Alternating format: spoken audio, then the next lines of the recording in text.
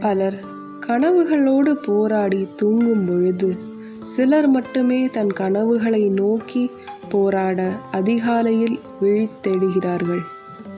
அதிகாலை என்பது ஒரு நேரம் மட்டுமல்ல, அது ஒரு நிலை. நம்மீது நாம் நம்பிக்கை வைத்து உழைக்க இதுவே தகுந்த நேரம். எந்தவித உலக சத்தமும் இன்றி, வாசல் அழைப்பு மணி மறந்து, கைபேசியின் கூவலை ஒதுக்கி வைத்து நமக்காக நாம் செலவழிக்கும் நேரம் அது. உலகம் வெற்றியாளரை பார்த்து அவருக்கென்ன, அவர் அதிர்ஷ்டசாலி என்ற எண்ணம் கொள்ளும். உங்களுக்கு மட்டுமே தெரியும், தூங்காமல் தனிமையில் எத்தனை மணி நேரங்கள் செலவிட்டு அந்த திறமைகளை வளர்த்து கொண்டீர்கள் என்பது.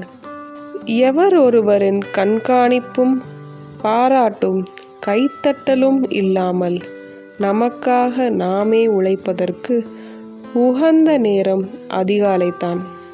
ஒரே நாளில் வெற்றி அடைந்தது மட்டுமே பிறர் கண்களுக்கு தெரியும்.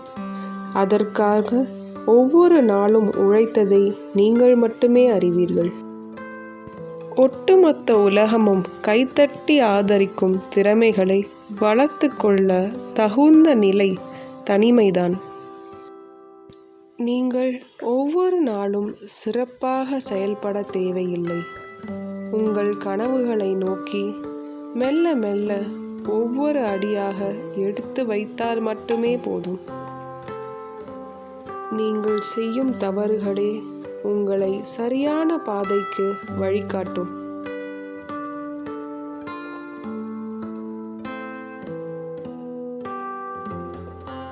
அதிகாலையில் எழுந்து உன்னோடு உரையாட, உன் கனவுகளுக்காக உழைக்க, உன் உடலை மெருகேற்ற நீ செலவழிக்கும் நேரம் ஒரு நாளில் பிறர் கண்கள் பாராட்டும் காட்சியாகும்.